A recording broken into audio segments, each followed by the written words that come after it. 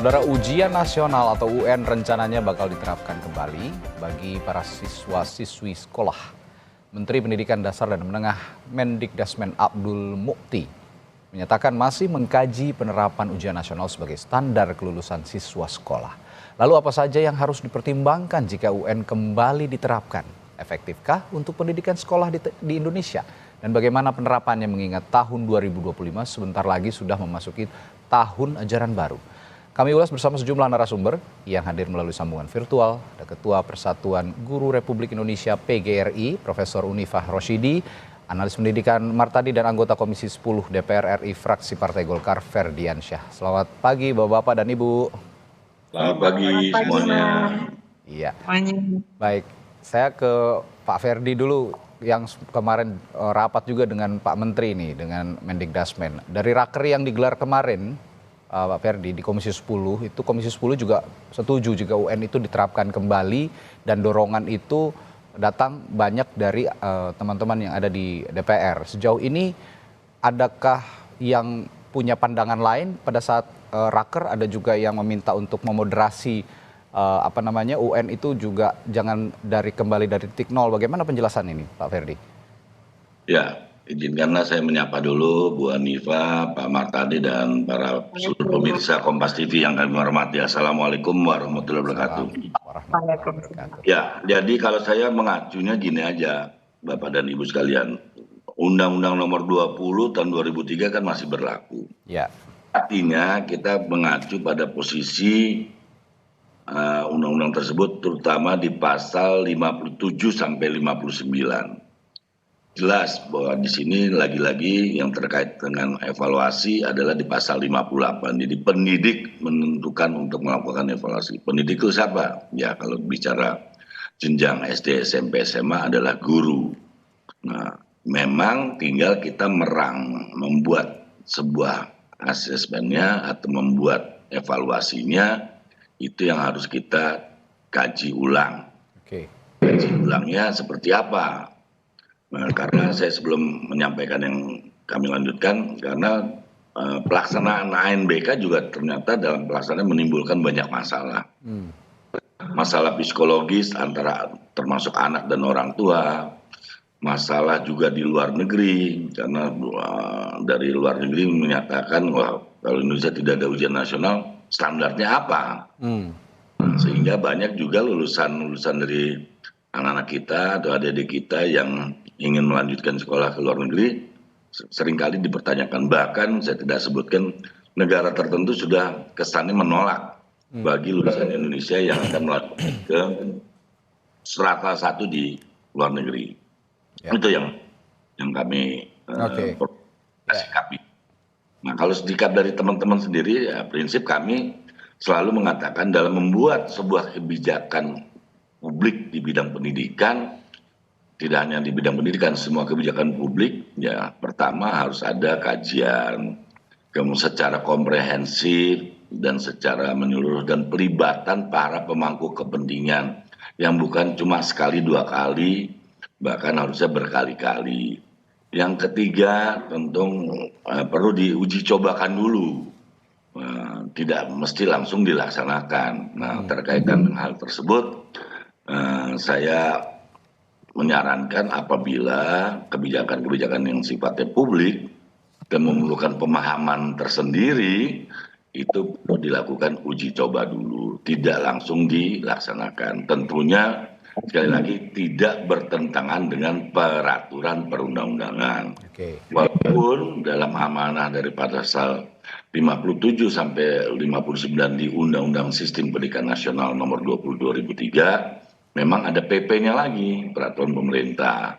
Nah, kita lihat konsekuensi logis daripada PP itu terhadap situasi dan kondisi yang terjadi di Indonesia ini juga kita perlu kaji lagi. Apakah kita benar? Maka memang tinggal implementasinya. Karena sekali lagi menimbulkan banyak masalah juga sebenarnya di guru juga ada masalah. Ya. Terutama di siswa dan orang tua karena tidak terrangkum atau terikut. Karena sifatnya adalah sampel saja, diambil beberapa orang untuk disertakan dalam ANBK. Gitu Mas sementara. Baik. Pak Ferdi, kalau begitu kan tadi oke lah misalnya UN dipertimbangkan kembali untuk diterapkan begitu. Tapi harus ada kajian mendalam, itu catatan Komisi 10 kemarinnya, harus juga diuji coba seperti yang Anda katakan tadi. Artinya dengan rentetan masukan yang diberikan oleh Komisi 10 pada kurikulum yang baru nanti tahun 2025 ini artinya belum ideal untuk langsung diterapkan gitu ya Pak Ferdi? Ya, kan kurikulum pun kan sebenarnya juga belum selesai. Itu kan Ya. harusnya kemarin kan nampaknya Saudara Nadiem Makarim kan kesannya sangat terburu-buru dalam menetapkan kurikulum Merdeka dan menimbulkan banyak masalah juga di lapangan. Ya. Saya tidak menyebutkan data-data, nanti kalau data-data akan tercengang semua di sini terhadap dampak adanya kurikulum Merdeka ternyata juga tidak mau dampak yang terlalu menggembirakan di lapangan. Ya. Bahkan beberapa pendidik, terutama di daerah Jawa Barat, khususnya di dapil kami, sangat memberatkan dalam konteks kurikulum Merdeka tersebut. Baik, ya ini juga harus benar-benar diperhatikan karena ya bagaimana memoderasi di saat kurikulum Merdeka tidak optimal dan juga UN juga kalaupun diterapkan tidak bisa langsung diterapkan, harus ada kajian mendalam karena UN juga tidak lepas dari sejumlah masalah begitu. Ini yang benar-benar harus dikaji mendalam oleh Kementerian Pendidikan Dasar dan Menengah. Baik, saya ke Prof. Unifah. Prof, dengan UN yang didorong untuk diadakan lagi, dari sisi pengajar, Anda sebagai Ketua Umum PGRI tentu tahu sekali kondisi kebatinan, kondisi emosional para guru saat ini untuk menghadapi kurikulum yang berjalan, terutama kalau misalnya nanti UN diterapkan kembali, Prof. Unifah. Baik, terima kasih Mas. Assalamualaikum buat Kang Ferdi dan Mas Martadi dan semuanya. Assalamualaikum. Baik, jadi setelah kita terjadi penggantian menteri itu, para guru memberikan pandangannya, gitu. Dan kita telah melakukan kajian, berdiskusi dan lain sebagainya. Secara umum melihat kenyataan yang ada di masyarakat gitu, dan ketentuan hasil-hasil dari capaian anak didik kita, dan dalam hal ini juga para guru merasa bahwa selama 5 tahun terakhir ini terjadi banyak perubahan-perubahan yang belum begitu jelas arahnya gitu. Karena itu mereka merasa bahwa memang di negara manapun di dunia ini mesti ada standarnya ya. Jadi kami berpikir semua dalam banyak kesempatan saya mengatakan memang kiranya perlu dikaji ulang dan pelaksanaan UN kembali untuk motivasi siswa dan juga untuk penentuan standar bagi pendidik itu sendiri gitu. Jadi ada yang ingin dicapai. Masalahnya adalah saya setuju untuk apa yang dikatakan oleh kawan-kawan di DPR bahwa tidak harus memulai sesuatu yang baru, yang dari titik nol lagi. Kita udah pernah mengalami ujian negara, ujian nasional. Mungkin perlu dikaji yang komprehensif, tetapi ini tidak harus mulai dari nol. Dan kawan-kawan guru itu juga senang dengan kondisi hari ini untuk perubahan tersebut. Kami percaya dan kami meyakini apa yang dikatakan Kang Ferdi bahwa kelulusan itu ditentukan oleh pendidik. Seperti ada dalam Undang-Undang Sisdiknas. Tetapi standar bahwa negara sudah dapat mencapai standar pendidikan minimum negara itu harus ada.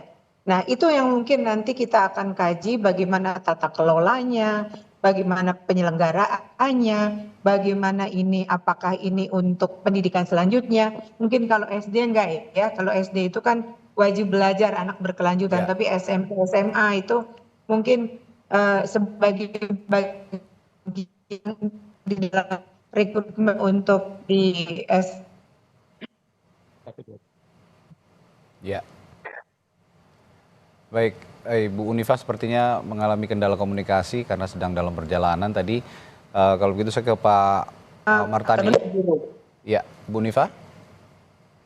Oke, ya.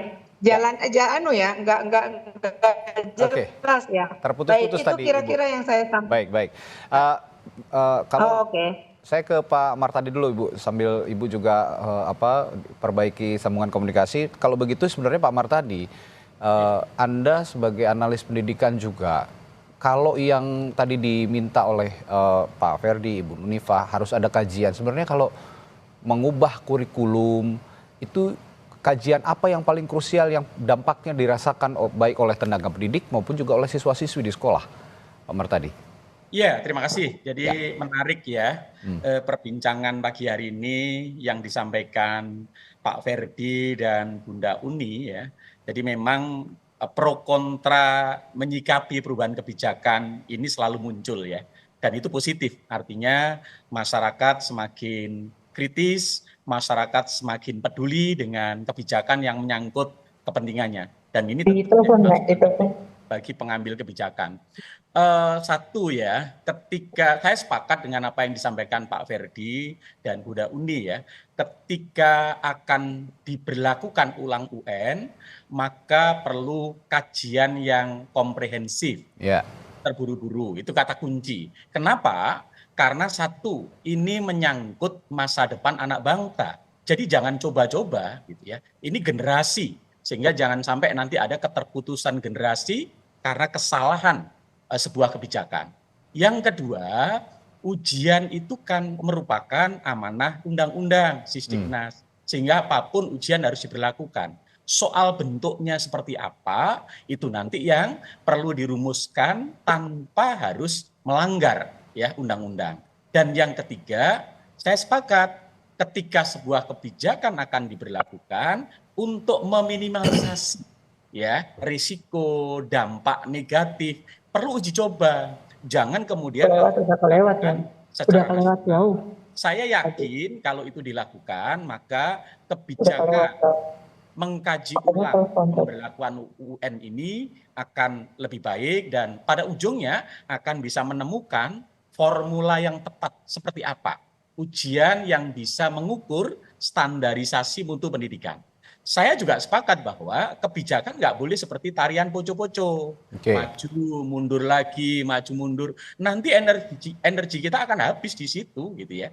Oleh sebab itu, menurut saya kita punya pengalaman baik, Mas. Kita pernah melakukan perubahan kurikulum sebanyak 11 kali, ya. 10 kali diantaranya sudah pakai UN.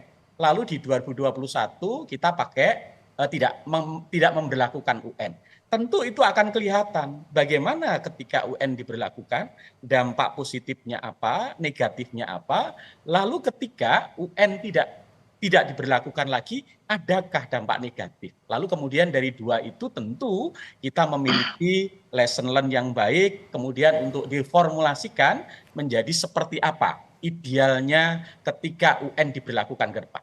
Tentu UN yang bukan seperti dulu, yang satu-satunya penentu kelulusan menurut saya, tetapi UN ada bagian untuk menentukan standarisasi sebuah pendidikan di sebuah negara, kemudian juga tidak terlalu merugikan anak karena itu menentukan nasibnya mereka. Saya kira itu poin-poin penting yang ingin saya sampaikan. Baik, UN memang dibutuhkan untuk menjadi standar kelulusan, standar prestasi pendidikan siswa-siswi begitu ya. Nah, tapi kalau melihat penyelenggaraan UN sebelumnya juga Pak Martadi kan tidak lepas juga dari masalah. Ketika UN, soal-soal UN ini bocor lebih awal, lalu membuat siswa-siswi juga katanya banyak yang stres, banyak yang tertekan dengan ujian nasional. Nah, hal-hal seperti ini yang krusial sebenarnya untuk mengadakan UN jika memang nanti diberlakukan kembali. Apa yang harus dilakukan ke depannya untuk mencegah hal-hal ini terjadi? Menurut saya ke depan ya, ketika kita akan memberlakukan UN kembali, satu, jangan terlalu banyak mata pelajaran. Konkret itu ya. Cukup yang menyangkut literasi, kemudian terkait dengan sains, ya 3 aspek saja yang penting. Jangan kemudian mata pelajaran yang lain itu kemudian juga terlalu di-UN-kan. Yang kedua, soal-soalnya lebih mengarah pada untuk mengukur kemampuan higher order thinking skill. Jadi bukan pengetahuan tentang mata pelajaran, tapi pada kemampuan berpikir C2, C3, C4 itu. Lalu yang ketiga, saya mengusulkan UN kalau toh akan diberlakukan jangan menjadi satu-satunya penentu kelulusan. Karena kemudian anak yang memiliki potensi bidang seni, ya, kinestetik, kemudian hanya diukur dengan numerikal akan merugikan buat mereka. Dan yang terakhir tentu hanya kalau itu diberlakukan kembali, saya usul anak-anak harus mulai dibiasakan agar terbangun sikap-sikap positif agar tidak lagi terjadi kecurangan, sikap menghalalkan segala cara, diatur secara teknis, apakah melalui UTBK, berbasis komputer, ataukah seperti apa, saya pikir itu teknis. Tapi yang penting, anak-anak tidak terlalu terberatkan dengan diberlakukan UN itu, dan tidak terlalu dirugikan. Saya kira itu. Baik. Kembali ke Pak Ferdi. Pak Ferdi, kalau tadi masukan dari Pak Martadi begitu, jika menyelenggarakan UN ada hal-hal yang harus diperbaiki. Pertama, jangan terlalu banyak mata pelajarannya. Lalu soal-soal juga mengarah pada kemampuan berpikir siswa-siswi, serta UN juga jangan dijadikan opsi tunggal untuk standar kelulusan. Karena memang ada minat-minat siswa-siswi yang lain di luar eksakta ataupun ilmu sosial, misalnya di bidang seni, kebudayaan, dan segala macam. Dengan masukan-masukan ini dikomparasikan dengan pengalaman Anda di Dapil misalnya menemui masyarakat, apakah ini juga ideal mengubah pola UN ini dengan cara-cara ataupun masukan-masukan yang diberikan oleh Pak Martadi tadi?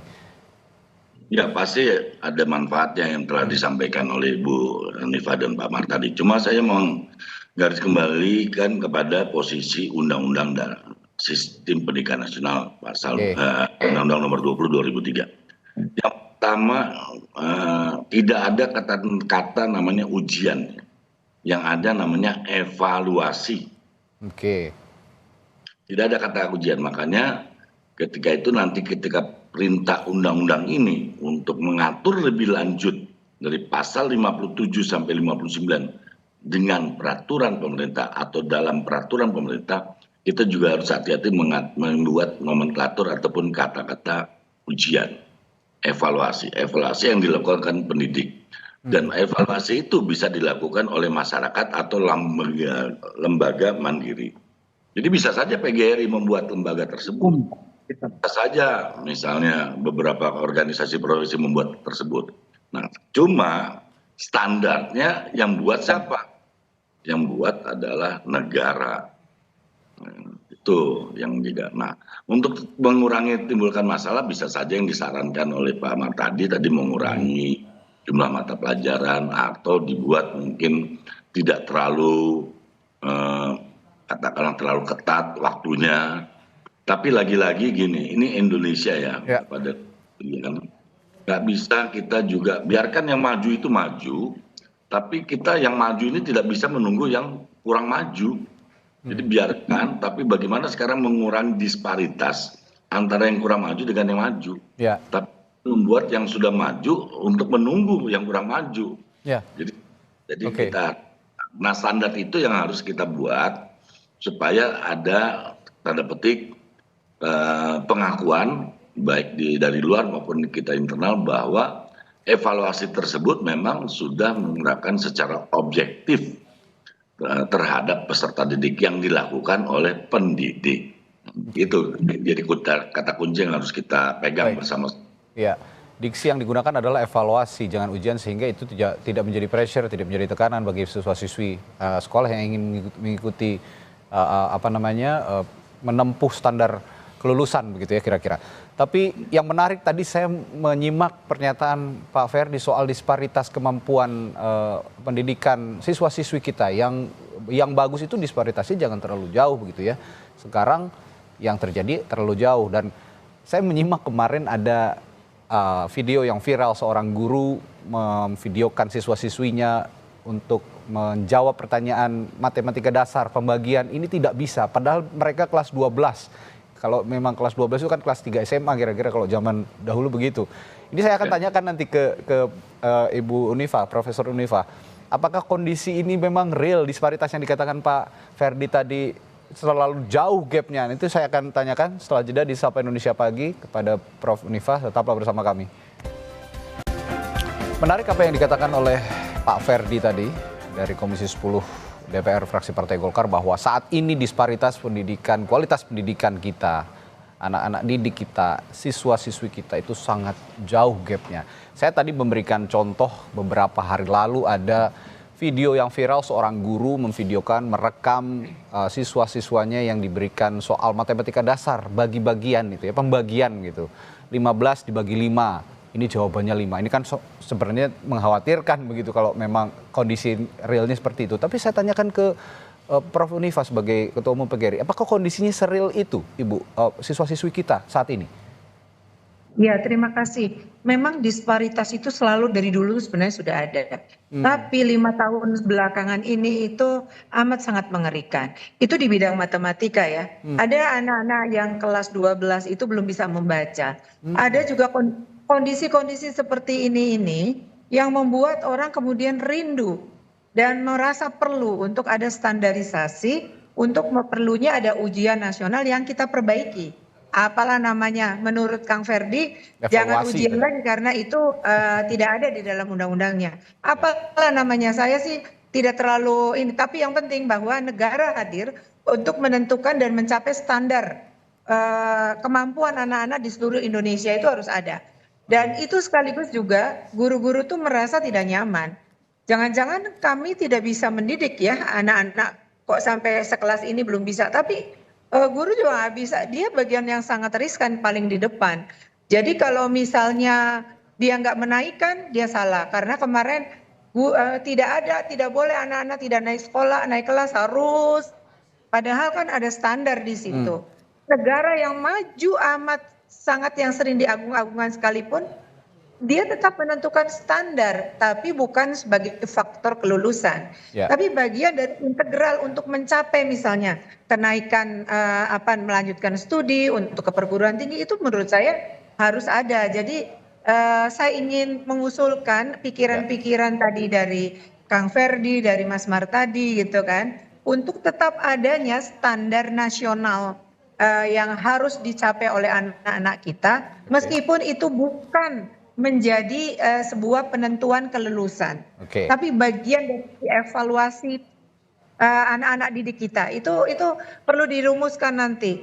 Dan tata kelolanya saya setuju, mungkin bukan lagi negara supaya nggak jeruk makan jeruk, tetapi lembaga independen. Kami sangat siap untuk berkontribusi bersama-sama dan kami selalu berpikir untuk kemajuan bagi bangsa dan negara Indonesia ini. Jadi kira-kira itu Mas, dan itu keresahan para guru loh. Keresahan para guru ketika ya melihat anak-anak seperti itu, disparitasnya terlalu jauh gapnya dengan tidak adanya standar kelulusan lah ya, standar kelulusan, meskipun tadi kalau kata Bu Prof Unifa ini tidak menjadi opsi tunggal untuk standar kelulusan, seperti Pak Mar tadi juga bilang tadi seperti itu.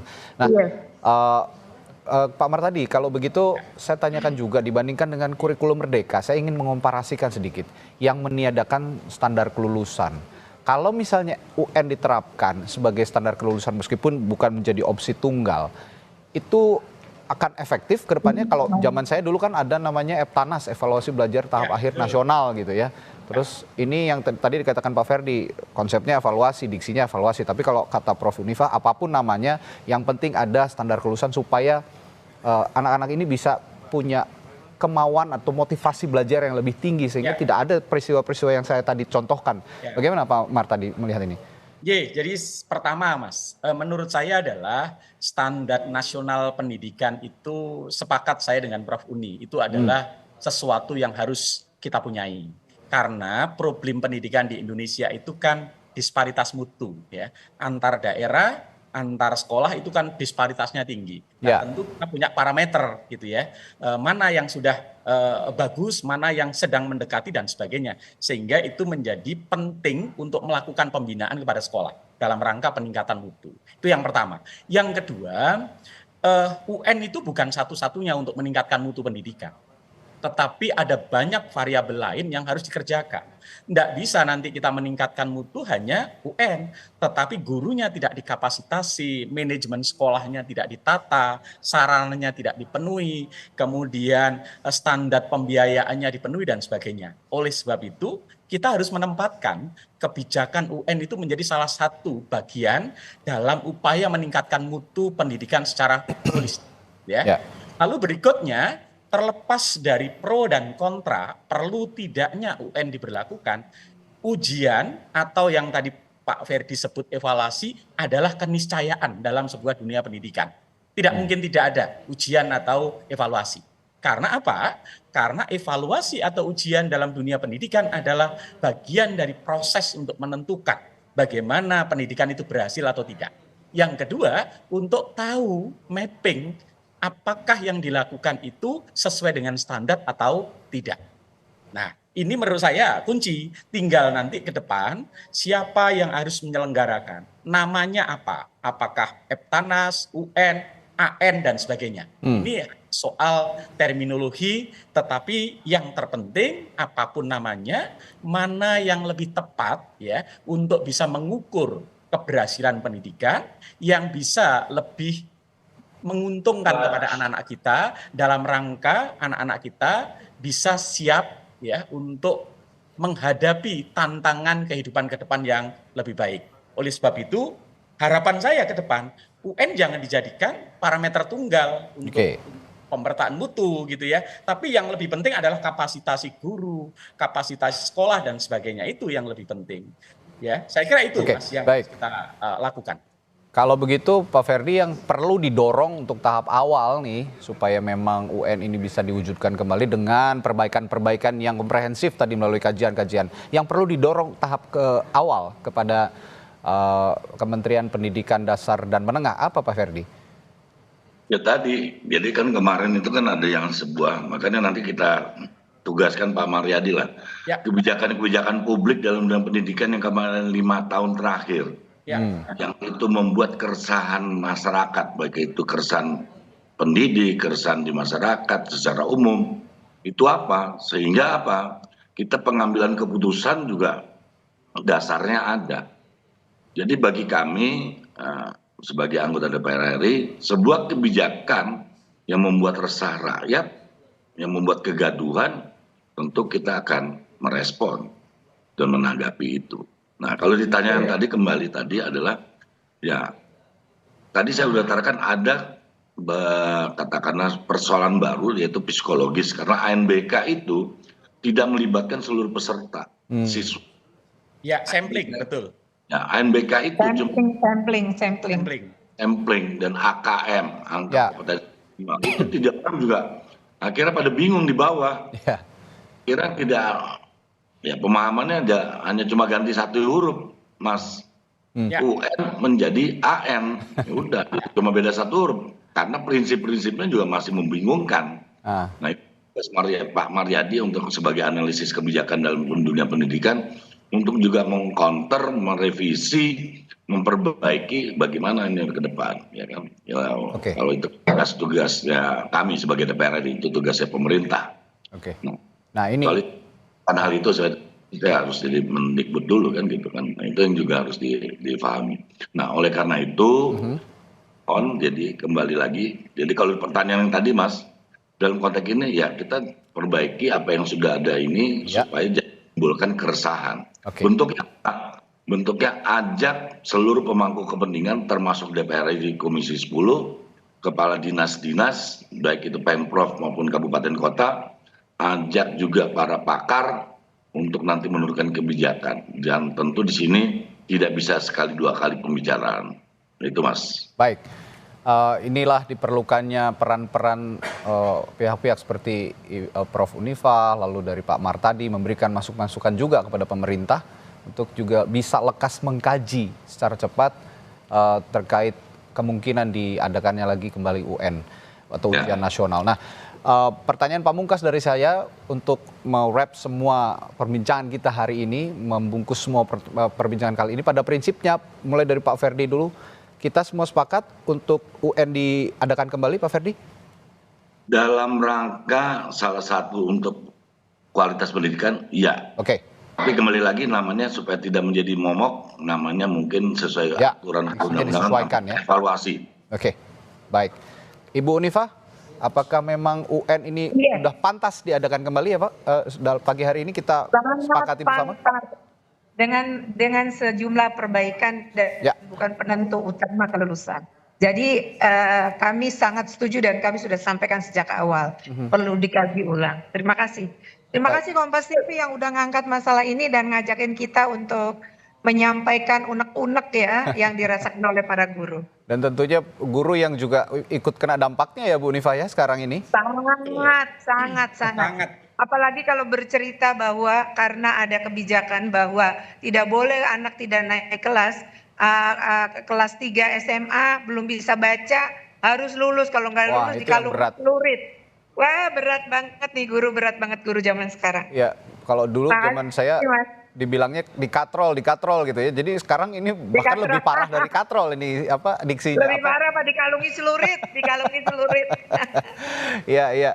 Pak Amar, tadi terakhir kita sepakat bahwa UN ini diadakan kembali untuk menjadi standar kelulusan siswa-siswi, Pak Amar tadi? Ya, saya pikir kebijakan tidak memberlakukan UN itu sesuatu yang niatnya baik tapi belum tepat untuk saat ini. Karena mungkin banyak aspek yang perlu dipersiapkan terlebih dahulu. Oleh sebab itu perlu dilakukan kajian kembali secara lebih komprehensif, lebih mendalam, sehingga mungkin ya UN masih perlu dengan berbagai masukan dan catatan yang tadi sudah disampaikan oleh Pak Ferdi, ya, Prof. Unifa dan sebagainya. Saya yakin apapun kebijakannya harus yang terbaik untuk menyelamatkan masa depan anak bangsa kita. Saya kira itu kunci. Ya, dan Anda juga sudah siap tadi kalau Pak Ferdi mengatakan harus Pak Amar tadi ini juga harus punya peran gitu ya untuk memberikan masukan pada pemerintah. Ini sudah draftnya sudah disusun Pak ya, perbaikan-perbaikan itu ya. Kami juga sudah melakukan beberapa diskusi kecil ya dengan beberapa akademisi untuk nanti kami akan kirimkan hasilnya terkait dengan itu. Oke, ini diskusinya langsung dengan kementerian Pak kemarin ini. Kemarin kami masih mengumpulkan beberapa tokoh ya, jadi ada mantan menteri, ada beberapa pakar pendidikan, ada praktisi, kemudian kita duduk bersama, lalu kita coba dengar ya pandangan-pandangan mereka, lalu nanti kita akan coba menjadi summary begitu, itu akan kita kirimkan ke stakeholders sebagai bahan banding begitu ya, bahan rujukan seperti apa idealnya pengambilan kebijakan terkait dengan pemberlakuan kembali UN ke depan.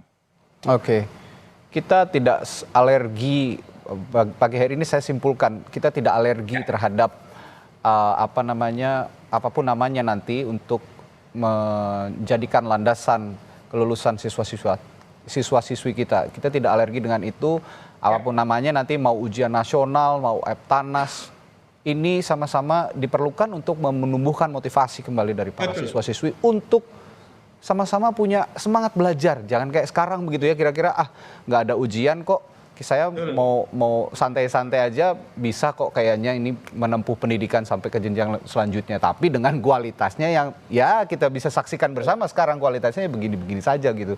Kita sepakat pagi hari ini duduk bersama. Dan tidak ada, Mas, begini, tidak ada orang akan dinaikkan derajatnya tanpa diuji gitu ya. Jadi ujian itu adalah bagian dari kehidupan kita gitu. Jadi jangan takut dengan ujian. Oke. Ya, menarik sekali, sehat sekali diskusi kita pagi hari ini untuk sama-sama menyelamatkan generasi bangsa supaya kita punya anak-anak yang punya kualitas pendidikan sangat baik, bersaing tidak hanya di dalam negeri tapi juga di luar negeri. Tadi juga sempat disinggung bahwa untuk bersekolah di luar negeri saja sekarang kita sulit karena tidak punya standar pendidikan yang pas gitu, yang bisa dijadikan acuan. Terima kasih para narasumber saya pagi hari ini telah bergabung. Prof. Unifa, Pak Martadi, lalu juga Pak Ferdi dari Komisi 10 DPR. Sehat selalu Bapak-Bapak dan Ibu, sampai jumpa kembali. Terima kasih banyak. Terima kasih.